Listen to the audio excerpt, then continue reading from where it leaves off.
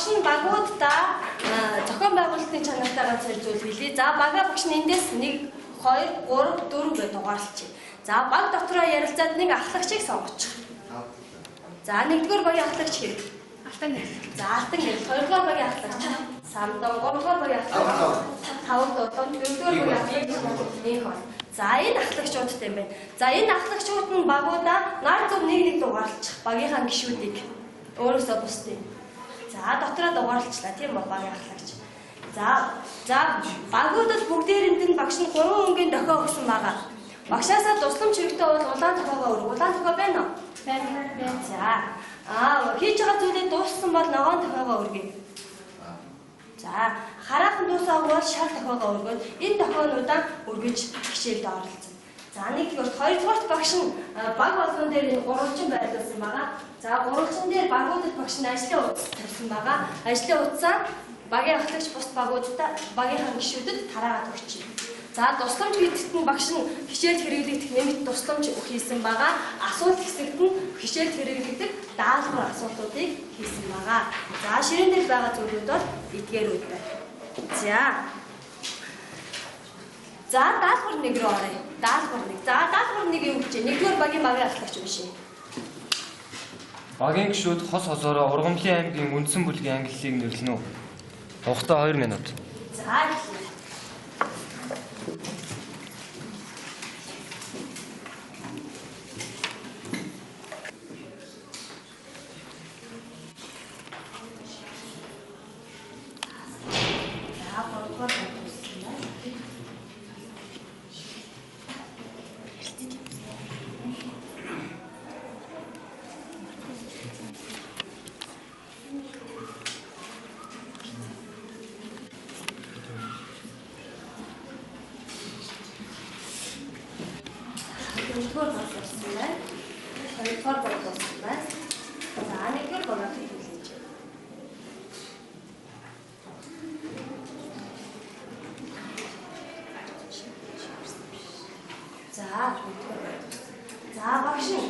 За багш нь та хэд нэг өнгийн цаасан дээр өгөөд хичээл өгсөн байгаа тийм ээ? Бүх багуудад байгаа. За энэ асуултанд та багуудад өгсөн аль үгэнд тохирж байна гэдгийг бодож байгаа. За би бүх амьдралынхаа туршид өсөж хөгждөг тийм үү? Би фотосинтезийн замаар хоололдог. За би эслэгээс тогтсон бүтцтэй. За аль багт вэ? Танай багт юу яа? За 100 хүүхдүүд ээ. За энэ автраа наач.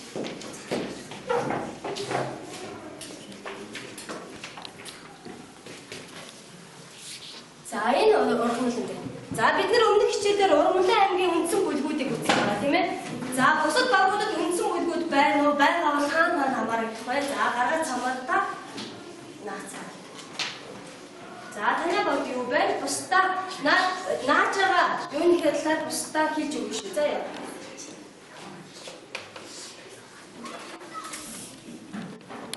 За тайлбараа хийлээ. Спорт доод нь ургал хэрэгтэн хөгжөөгөө олд төлөөлөгчийн замаг хаг. За дүү. За дараагийн магаз. За манай болохоор спорт дэд ургамлыг сонгосон. Спорт дэд ургамал болохоор навч иш үндэс зэрэг орол ихтнүүд нь хөгжсөн. Тэгээд аймаг чиглэн шивэрсэн зэрэг ургамлыг хамгаална. За дүү. За дараа. За ургамлын аймаг маань спорт дэд гэсэн үндсэн бүлэг тийм ээ. Ахаад өөр бүлэг байгаа юу? Байна. За энэ юу юм бэ?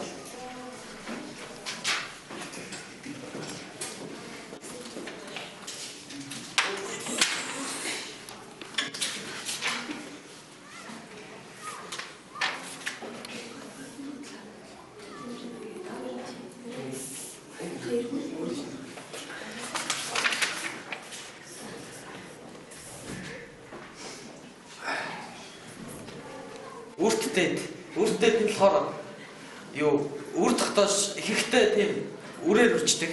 Үр тогтоод үрчдэг. Тэгээд дээд зэргийн хөвчлөлтэй байна. За баярлалаа. Зөв. За тэгвэл бид нар багш нь энэ спортын үртдээд ургамлуудад хамаардаг энэ үндсэн шинэ ургамлуудад бүлгүүдэд хамаардаг ургамлуудын зургуудыг өгсөн байгаа. За Тусламж хэсгээс багшгаа бэлдсэн тусламжийг аваад өгсөн зургуудаа аль аль хамгаалах юм болоо. Байрлуулаад наах ажилд орё.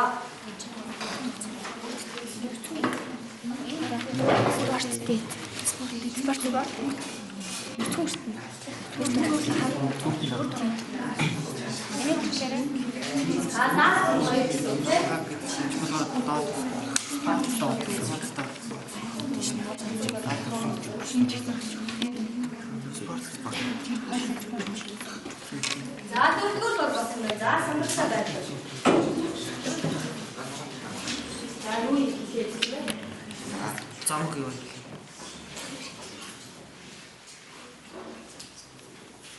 За над чи юу багийнхан давстай гэж юм бэ? Энэ бол 74. 74. Цэцгэлээ. За дараа.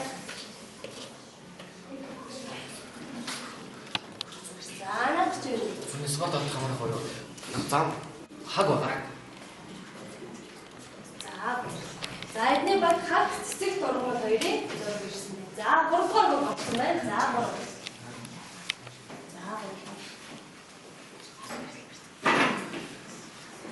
Багийн атлагч гişүүдээ дугаарлсан байгаа. Давхардуулахгүйгээр тусгаад ажиллаулаад байна тийм ээ.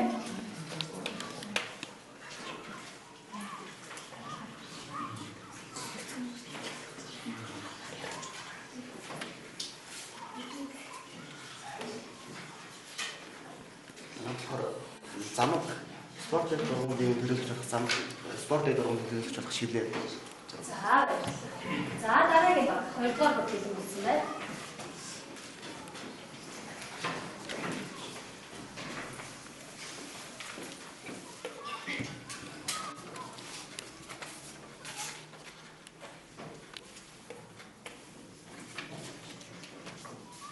Манай болохоор хөвд болон шивэрсэн болсон байна. За нэгдүгээр баг хэлсэн байна.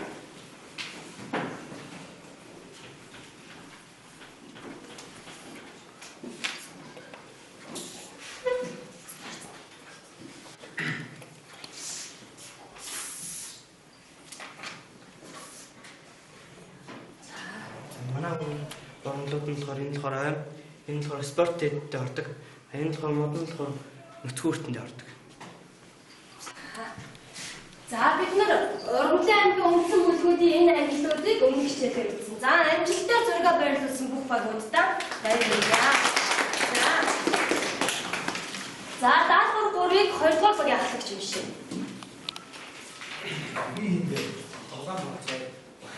Багийн ахлагч нарыг авд өгнө.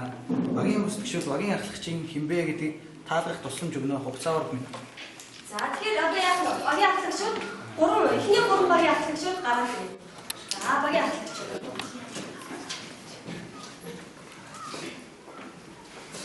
За нэгдүгээр багийн ахлагч бол ийм юм байна. Хоёрдугаар багийн ахлагч энэ юм байна. Гуравдугаар багийн ахлагч энэ юм байна. За эдгээр бол би хинбэгээ мэдэхгүй байгаа тийм үү?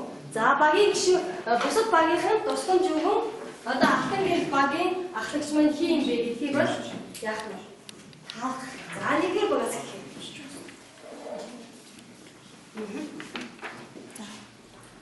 Чи бол үржлийн хэрэгтэй. За дараагийн тусламжийн нөгөөд өгөх. Чи бүх ангийнхаа төвшөд өссөн. Чи тод сайхан хөвгтэй хэрэгтэй. За юу юм бол алтан гэрлээ? Үржлийн хэрэгтэй гэж тод сайхан өгөхтэй гэж. За өөр тусламж өөр Чамд зүгийн их хайртай. Цэцэг. Оо маш сайн байна. За алтан гэрэл бол юу ах вэ? Зүгийн их хайртай тод сайхан өгөхтэй үржлийн хэрэгтэй болох. Цэцэг байна. За хоёрдугаар багийн ахлагчид өгөө таалбай. Чи бүх амьдралынхаа төвшөд өсдөг. За Чи бэлэн бус шин базаах халтай. Чи болгочил төрөгчийг түгэдэг. Чи нүүрс хүчлийг залгигч. Ургамал. За сайн. За самдан өөрийгөө ургамал гэдгийг амжилттай таалаа баяр хүргэе. За хоёрдугаар багийн ахлагч болох лав долгарт тусламжийн өгье нэгдүгээр багаас. Би бол ийм тусгай сте. За чи бол 90 тусгай сте гэж. За шинэ бие махбод үүсгэж. чи шинэ бие мах үүсгэгээ гэж. Чи мяа суудлаар үснэ. За чи миос хугаглаар үүсдэг гэж. За юу юм болоо? Бэлгийн үржил. Оо сайн байна. За байна.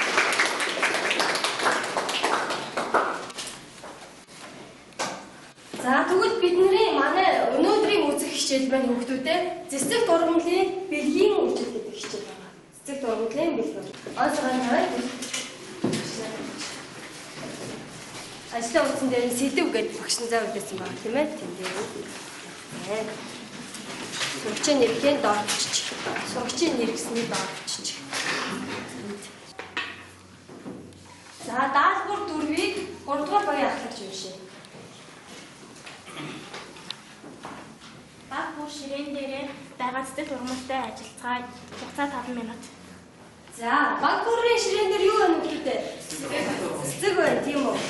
За тэгвэл багш нь энэ цэцгээс та бүгдэд 2 асуулт тавья. Энэ цэцэг дургамал яаж үржих юм болоо? Багаараа ярилцаад хариугаа хэлнэ. Энэ цэцэг дургамал яаж үржих юм болоо? За ярилцсан багт гараа тавьж байна.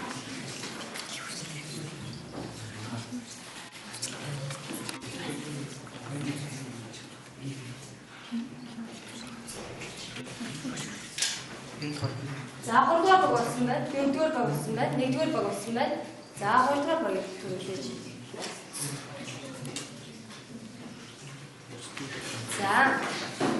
За 2 дугаар 4 дугаар баг хамгийн түрүүнд болсон учраас хариултыг сонсъё. Цэцэг дургамл нь бэлгийн үржлээр үрждэг. За яагаад тэгж бодов? Нэр юмстэй. Оо сайн байна. Эрийн тусгай эстэй учраас бэлгийн үржлээр үрждэг гэж бодсон байна. За тэгвэл үржлийн эргэтэн нь байна уу? Тэгвэл эрийн тусгай эс байна гэж штэ үржлийн эргэтэн байна уу? Олцгоё бүгдээрээ цэцэг дургамал дээрээ. Багаараа ярилцаад энэ эрийн тусгай эс болох үржлийн эргэтэн нь биднэрт харагдаж гэнэ үү? Цэцэг дургамал дээрээ олох нь. За цэцгээ авч яагаад нэг хэсэг цэцгийг авч яагаад бол харж болно. За нэгдүгээр баг цэцгийг авчих юм.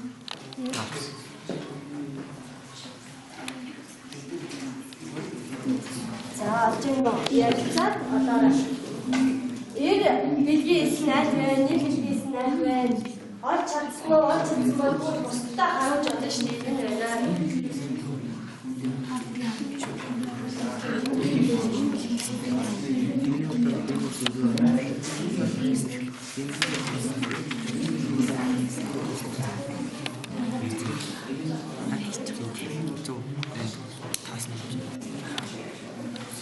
За 2 дугаар баг бэлэн болсон байна. Харин болсон. За 4 дугаар баг бэлэн болсон байна. 3 дугаар бэлэн болсон. За гарсан юу харуулаа. Зоолсон.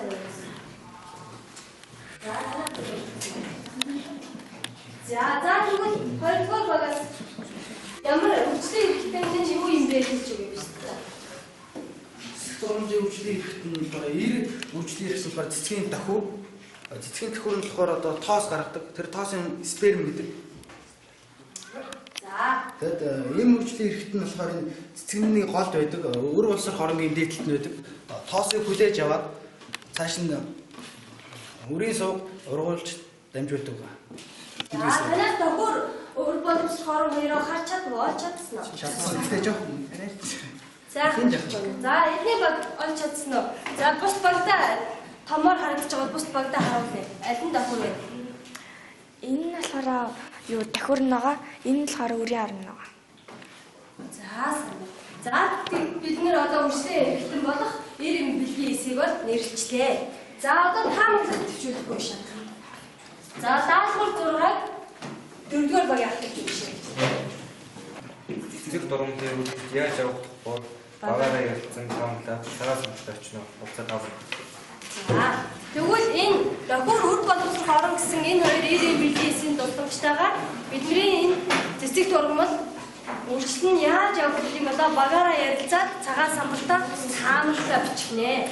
За багаараа ярилцсан.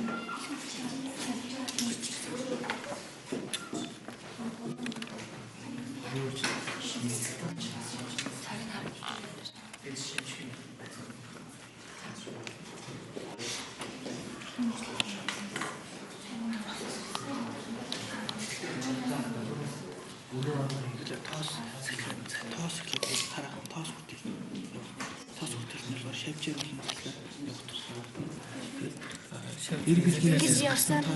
Ийм билгийс энэ ихтэн онгын орон бүтээж байгаа. Авсар дээр. Амсар дээр ирнэ. Үр болно авсар дээр. Амсар дээр ирнэ.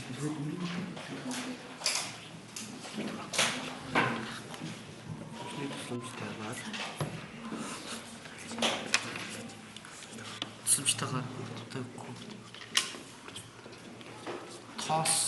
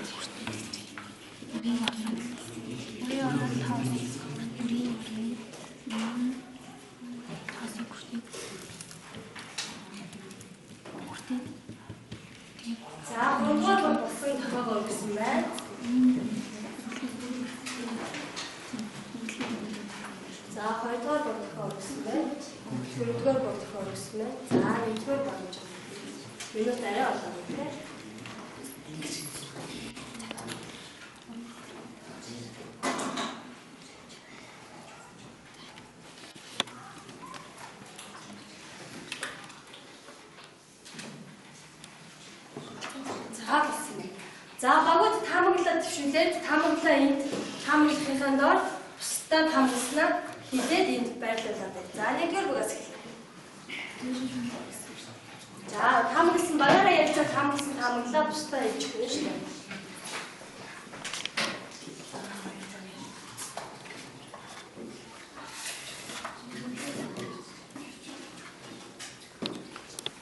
Цэцэг турамдал нь бэлгийн үрслээр үржин, тэхүүрийн таас хүчин тоос боловсрон, үрийн орон нь тоосыг хүртээд, хүрлийн уданд тоос боловсруулж тэгээд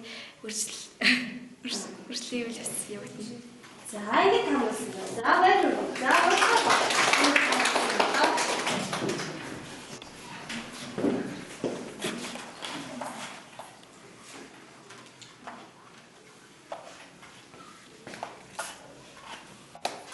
Манай баг нь болохоор тоос хүртэл эхлээд явагдаад тэгээд үр боловсруулахаар орны ансарт нөгөө тоос маань алдаад тэгээд тэгсний дараа үрийн хоолоогоор дамжиж эр бэлгээс үндгээс дэнлээ тэгээд үр тогтолт явагдаад.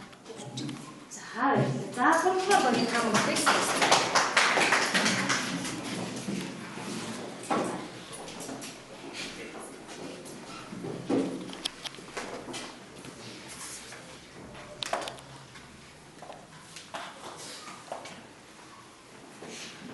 Цэцэг тургамлын бэлгийн үржил гэж байгаа болохоор энэ чи одоо цэцгийн гол үр нь болохоор тод өнгөтэй гоё нэртэй тэгээд шавжиг өөртөө татдаг.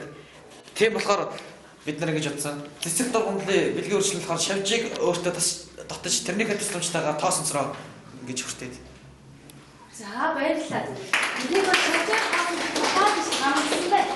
За дөрөвдүгээр баг.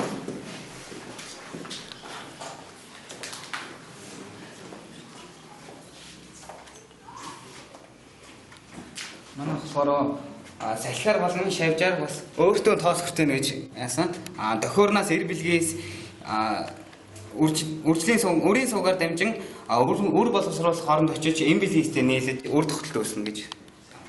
За баярлалаа. За бүх хамтсан таамаглалтанд баяр хүргье. За дараагийн даалгавар 6-г 1-р багийн ахлагч биш. Багийн бүх гишүүд сур хүчгийн 124-өөс 127 дугаар хуудсан дахь хичээлийг уншин дэвтэр бичиж тэмдэглэнэ. За 124-127 дугаар хуудсанд байгаа хичээлийг уншаад лог бичиж тэмдэглэнэ гэсэн юм тийм ээ.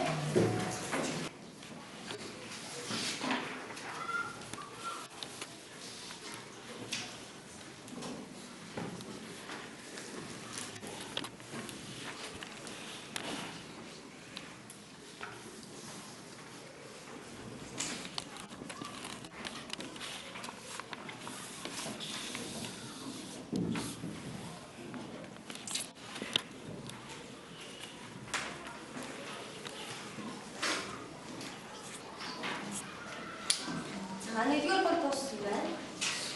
За 20 дугаар бол дууссан байна. 3 4. За бидний дараагийн үйл ажиллагаа бол юу вэ гэхээр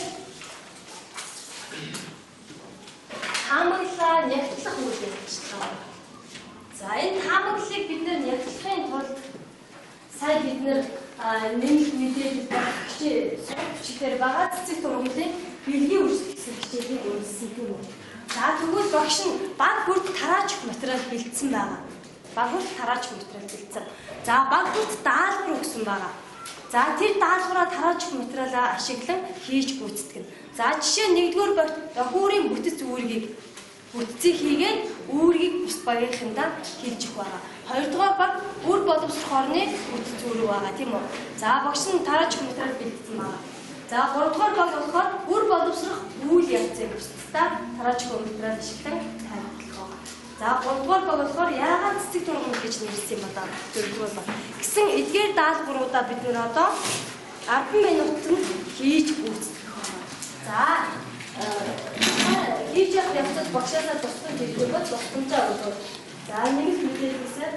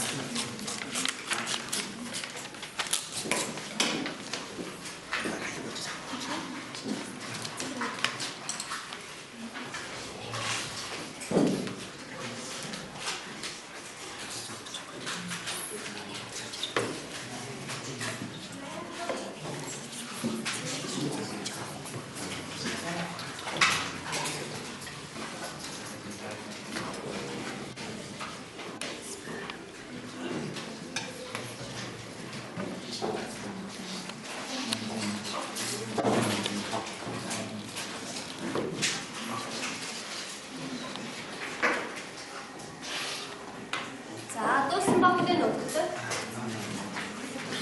За дөрөвдүгээр бол дууссан байна. Нэгдүгээр бол дууссан. Гуравдугаар бол дууссан. За дууссан.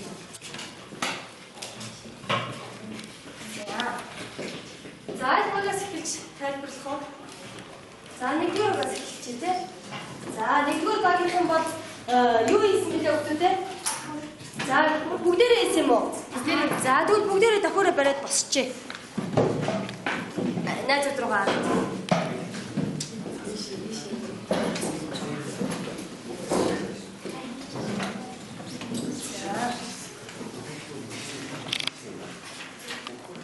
За бүгдээрээ тохиол хийчихье. За яриа баг. Юу яашгүй.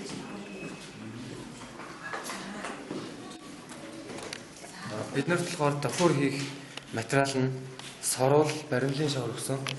Тэгээд давхар нь болохоор ингээд сорволоор бид нар шилбийг ингэж орлуулж байсан.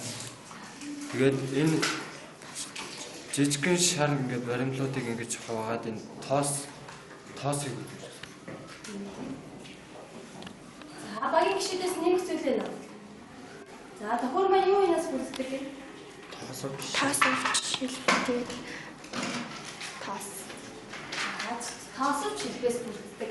Таасуудын жижигхэн өнгөөр өөр өнгөөр хийсэн юм тийм ээ. За бус багийнхнаас асуултуудыг давхарын талаар давхарын үр дүнгийг асууж олно шүү дээ.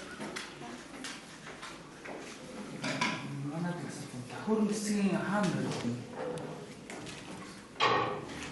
Цэцгийн дэлбэний юу? Цэцгийн дэлбэний дотор талын голдон. За бэлэн болсон 3 дугаар багийг урьж байна. За энэ танай багийн наач баг тийм ээ. Тэгээд самбартай байж байгаа яаж бодож байгаа бол том цаасан байж байгаа. За нэгнөр мөн хэлээд өөрийнхөө баг.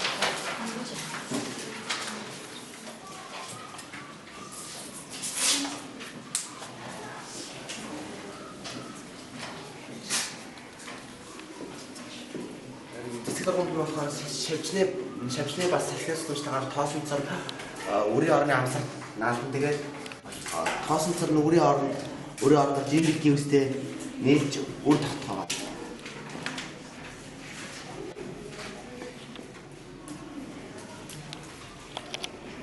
За танайх энэ давхар маань юу юунаас бүрддэг, үрийн орон юу юунаас бүрддгийг дурдсан байх шүү дээ. Тэрийгээ давхар багаас тайлбарлах юм байна.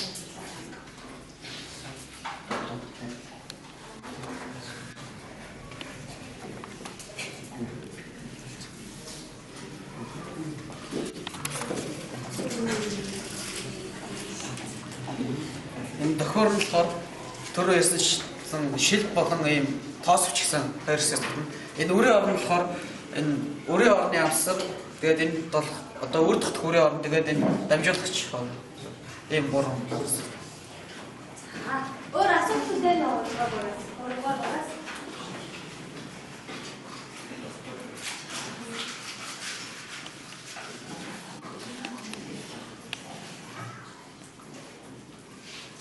За баярлалаа.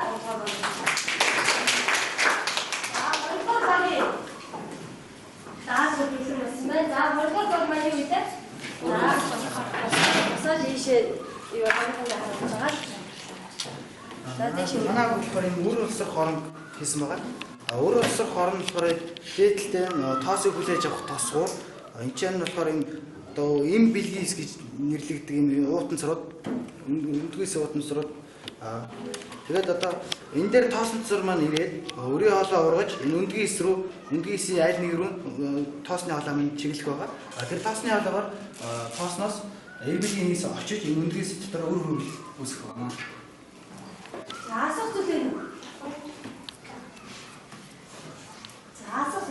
За энэ тавьж асууж. Тоосонцор өөр урган гэсэн доош. Суугаад тоосонцор маань өөрөө очихоор өрийн хоолоо гэж нэг юм хоолоо тоосны хоолоо ургаж орох байна. Энэ нийс.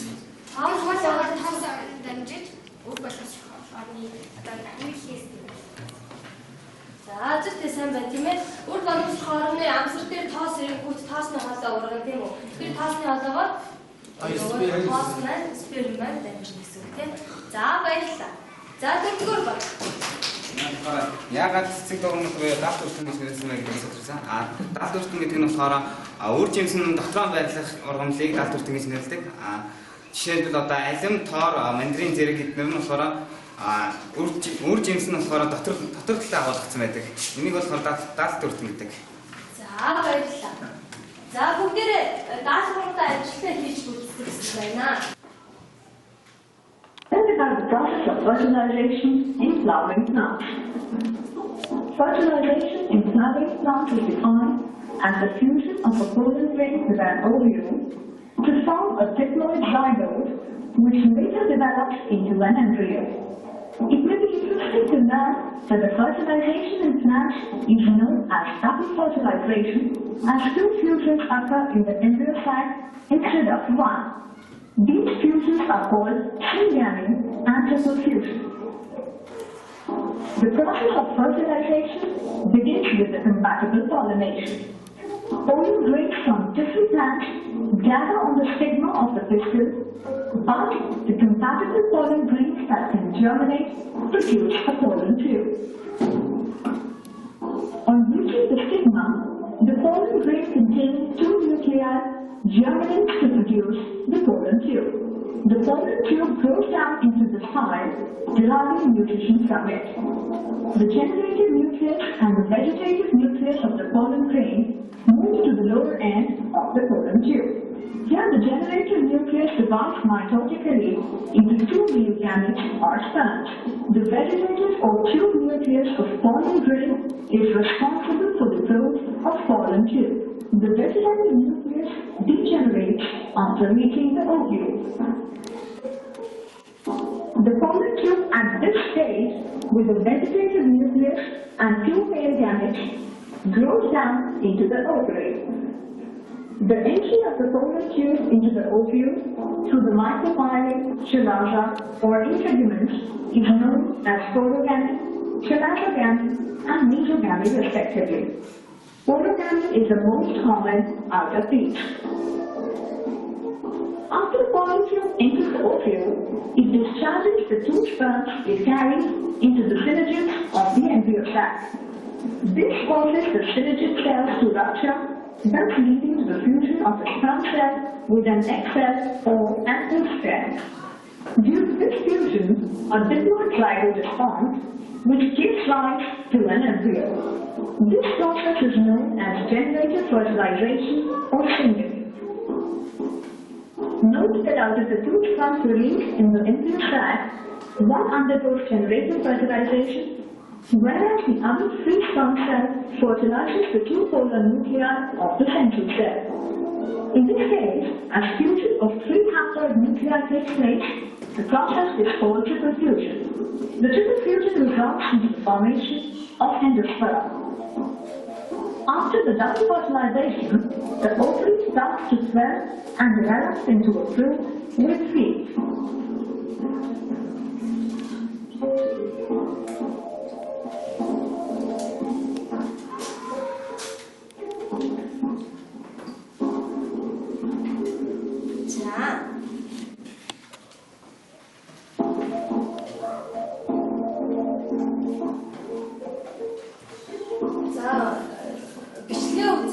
Хийсэн бүтээлүүдээ дүгнээд батгаад нэг яг хүүхдээ ярьж байгаа.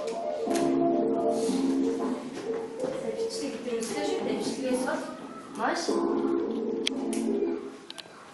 ойлгомжтой харагдсан шүү дээ, тийм ээ. За, тоос маань хаана бий болдог гэсэн. Мэдээж давхар, тийм ээ. Давхарын дотор тоос боловсроход хэдэн сперм үүсгэх.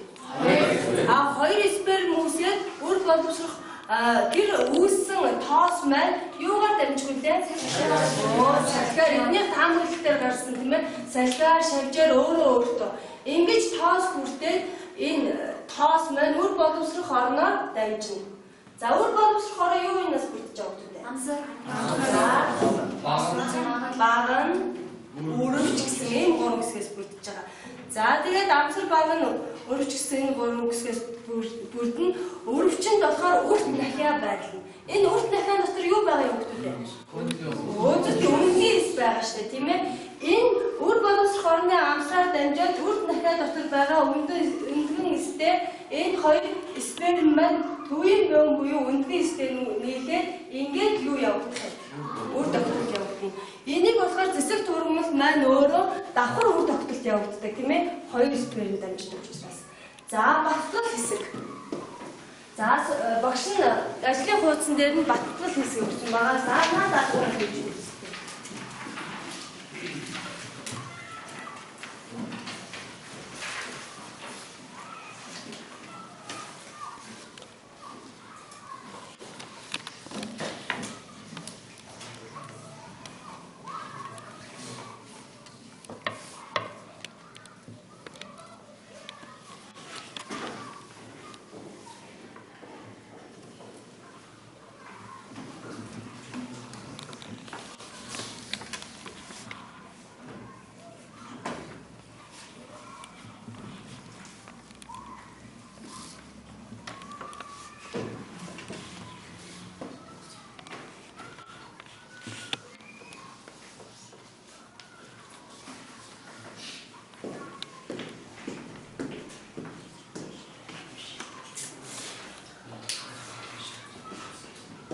За юу гэсэн бэ? Эцгийн үйлчлэлийн эрхлэлүүдийг нэрлэн тэмдэглээрэй гэсэн бэ, тийм. За энэ үндгийн хаана боловсрох вэ гэсэн бэ? Тоос мөн хаана боловсрох вэ гэсэн. Ийм 3 асуултанд хариулах байна. За дуусан багтаараа.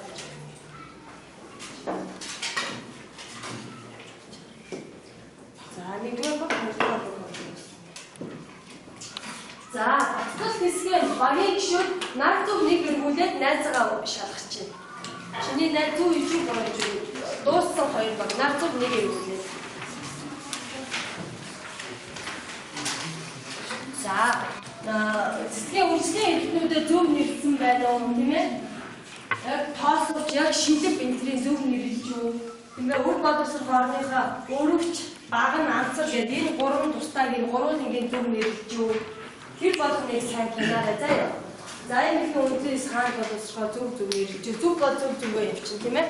Буруу бол мэдчихвэл найздаа туслаад хэлээд өгөө явчихна.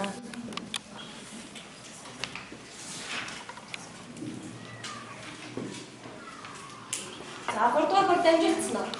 За дуусна. За одоо хайс. За дөрөвдүгээр бүр наад нэг дамжигдаад шалгацсан. За сайн байна. Дууссан багийн төгөл. За цэцгийн эрхийг бүтцээ зөв нэрлэж байна. Дуртан дээр байгаа цэцгийн эрхийг бүтцээ хараад. Алдсан үг байна уу танай багаас? За нэгдүгээр бүр зөв хийчих. За хоёрдугаар баг. За ихэд харч. Зөв байна. Гуравдугаар баг. Зөв байна. За дөрөвдүгээр баг. Зөв байна.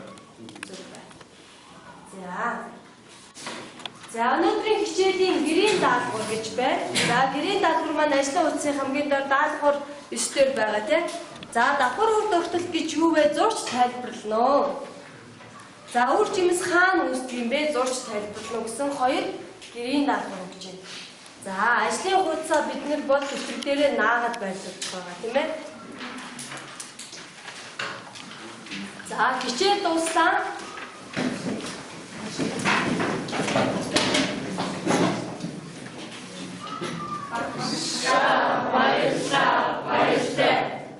За хичээлд амжилттай орсон та бүхэндээ баярлалаа.